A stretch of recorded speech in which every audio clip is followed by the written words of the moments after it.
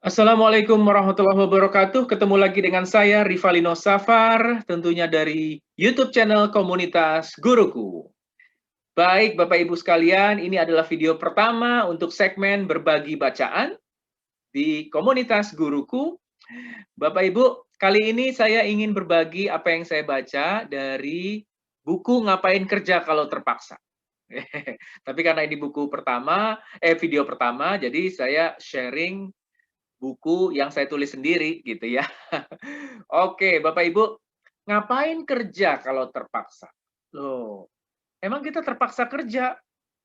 Ya enggak sih, cuma kadang-kadang kalau punya bos yang galak, misalnya ada rekan kerja yang nyebelin, pekerjaan susah, orang tua siswa nyebelin, atau demanding, ya nggak mau tahu, dan lain sebagainya, kita bisa melakukan pekerjaan apapun itu dengan rasa terpaksa, kesel, sebel, gitu ya. Buku ini dipenuhi dengan tips-tips bagaimana menikmati pekerjaan dan bagaimana banyak profesional-profesional di luar sana bisa berprestasi dengan cara menikmati pekerjaan dengan cara mereka masing-masing. Itu yang kita mau bahas. Lanjut. Bapak Ibu, buku ini dimulai dengan apa sih yang bisa membuat kita merasa terpaksa ke kantor, terpaksa ke tempat kerja, terpaksa ngajar, terpaksa banyak-banyak macam-macam deh ya. Oke, satu, karena pekerjaan yang nggak habis-habisnya. Yang kedua, karena rekan kerja yang kelakuannya kayak preman. Marah-marah, bentak-bentak, bikin kita kesel, nggak peduli, nggak mau tahu, dan lain sebagainya. Buku ketiga, ini istilah shape up alias berbenah atau ship out. Dikeluarin, nah, gitu ya. Biasanya kalau di tempat kerja kita ada perubahan di mana kita harus menyesuaikan diri, nggak gampang untuk menyesuaikan diri dengan pekerjaan baru, rekan kerja baru, lokasi baru, dan itu bisa membuat kita jadi stres. Yang keempat adalah ke kantor kayak mati rasa, nggak bisa dinikmati, kesel, sebel, aduh, udah kayak zombie, nggak punya jiwa gitu ya. Nah, gimana mengantisipasi masalah-masalah yang ditimbulkan oleh 4 hal ini? By the way, ini adalah 4 judul bab di buku Ngapain Kerja Kalau Terpaksa. Caranya gimana? Kita harus paham dulu yang lebih esensial lagi. Mark Twain adalah tokoh penulis dari Amerika Serikat. Karya terkenalnya adalah dalam bentuk drama, yaitu The Adventure of Tom Sawyer. Nah, dia bilang begini, ada hukum kerja namanya. Semakin bahagia seorang pekerja itu terhadap pekerjaannya, semakin tinggi penghasilannya. Wah, hebat nih ya. Tapi coba kalau dipikirkan, ada benarnya walaupun tidak berhubungan langsung, tapi happy kerja, cenderung lebih bisa memperbaiki kualitas kerja, jadi semakin berkembang, semakin bagus kualitas kerjanya, ngajarnya semakin bagus, anak-anak semakin lebih mudah mengerti, prestasi anak-anak lebih terlihat, gitu ya. Dan otomatis yang berprestasi biasanya banyak tuh yang berani bayar lebih mahal, gitu ya. Itu hukumnya, happy. Pertanyaannya adalah, gimana Pak? Pekerjaan saya nggak habis-habis. Ada orang yang nyebelin di kantor, tempat kerja, sekolah, gitu ya. Lalu kemudian ada perubahan yang bikin kita deg-degan atau belajar hal baru yang lebih susah. Gimana caranya kita tidak seperti zombie ke kantor tanpa ada perasaan atau jiwa sama sekali gitu ya. Ini, buku ini sebenarnya lebih mengangkat bagaimana orang-orang, para profesional yang berprestasi itu bisa menemukan kenikmatan di tengah tantangan kerja yang bikin stres. Ada 5 yang berhasil dikumpulkan oleh penulis, yaitu nikmatnya bermain, nikmatnya persahabatan, nikmatnya jadi diri sendiri, nikmatnya bermakna, dan nikmatnya punya tujuan. Lanjut saja. Bahwa ketika kita bekerja, tentu tidak boleh main-main gitu ya. Tapi ketika kita melakukan pendekatan seperti bermain, nah kita bisa menikmati pekerjaan. Seorang profesor dari Amerika Serikat namanya Pak Mihaly Csikszentmihalyi gitu ya, menulis buku judulnya Flow. Flow itu sebuah kondisi di mana kita merasa nikmat, seru, in control, ya, merasa punya kontrol atau kendali dan tidak memikirkan hal lain kecuali permainan tersebut. Apa sih yang kita rasakan ketika sedang bermain? Fokus, ya, berusaha menjadi lebih baik, nilainya supaya lebih tinggi gimana caranya, ya, dan lain sebagainya. Nah, itu yang perlu dilakukan dan bisa dilakukan oleh para profesional. Caranya gimana? Menurut buku itu adalah bihir, nikmati pekerjaan Anda. Pikiran Anda tuh ke pekerjaan, gitu ya. Nanti tentu ada penjelasan-penjelasannya di bukunya. Bapak Ibu, buku ini terbitnya tahun 2009, jadi mohon maaf bukunya hard copy-nya nggak ada, tapi penerbit yaitu Kaifa membuatnya dalam bentuk e-book. Jadi Bapak Ibu bisa beli, linknya bisa lihat di deskripsi di bawah. Murah banget kalau e-book mah, gitu ya, bisa bacanya di komputer maupun di handphone. Pikiran kita harus ke pekerjaan, ya. Apa yang kita lakukan? Konsentrasi, khusyuk, gitu ya. Tingkatkan keterampilan keterampilan Anda seperti anak-anak bermain kan?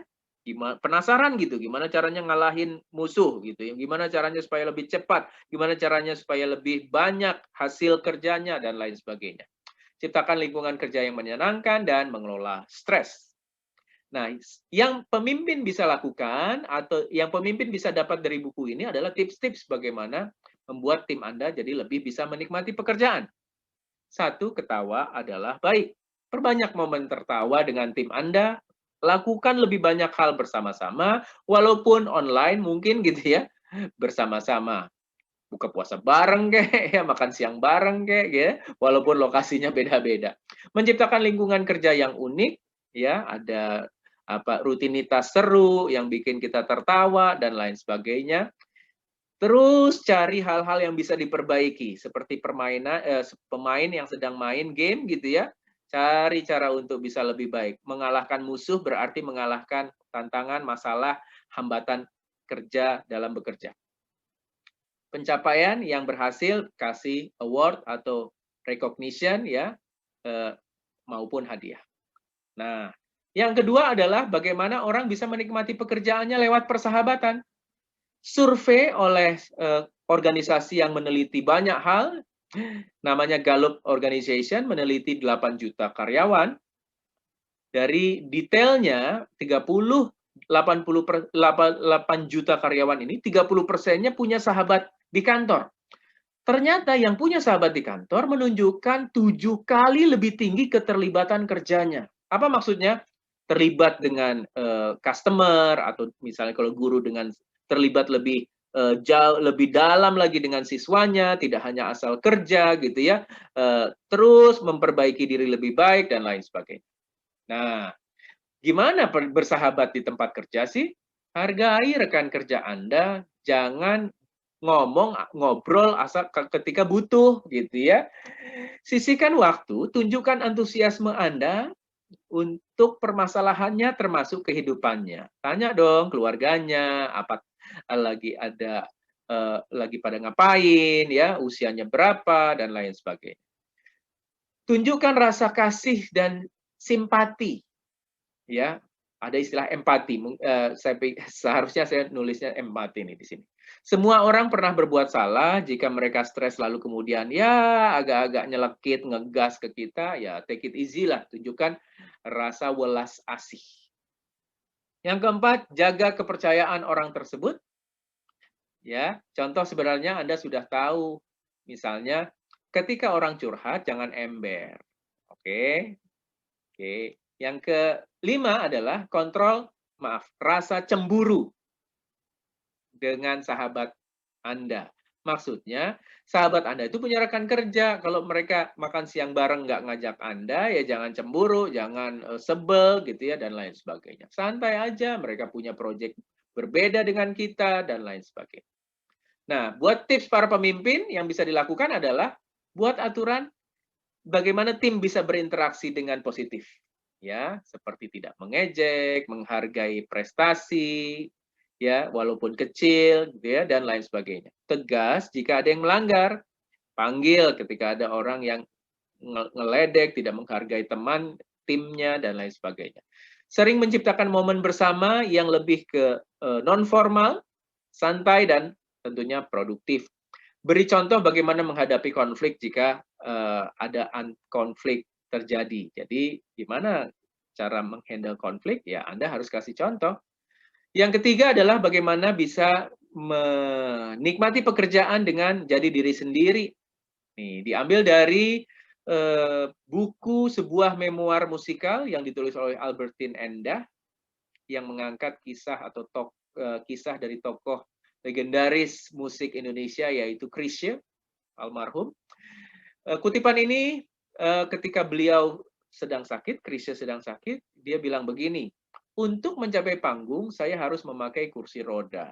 Tapi untuk menghidupkan panggung, karena waktu itu walaupun sakit dia tetap manggung untuk menambah biaya pengobatan gitu ya. Seluruh diri saya adalah sekumpulan energi. Jadi langsung semangat. Dalam sakit saya, musik adalah obat mujarab. Jadi lupa akan sakitnya dia. Ini contoh bagaimana seseorang menikmati pekerjaannya dari melakukan apa yang dia sukai. Nah, dari buku Work with Passion, Bapak Ibu bisa mengatakan saya bekerja dan bisa menikmati pekerjaan saya sebagai menjadi diri sendiri ketika Anda akan ngerjain pekerjaan itu walaupun Anda tidak dibayar.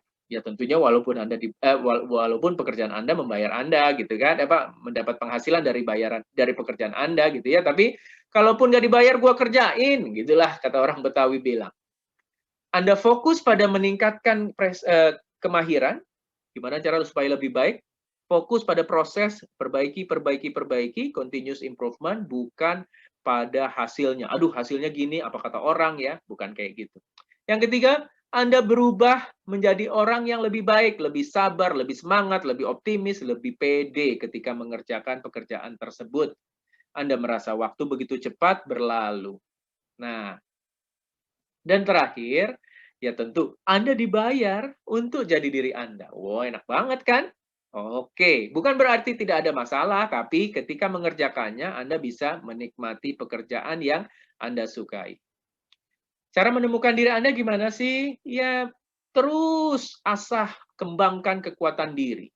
Apaan tuh kekuatan diri? Kombinasi dari bakat, pengetahuan, dan keterampilan.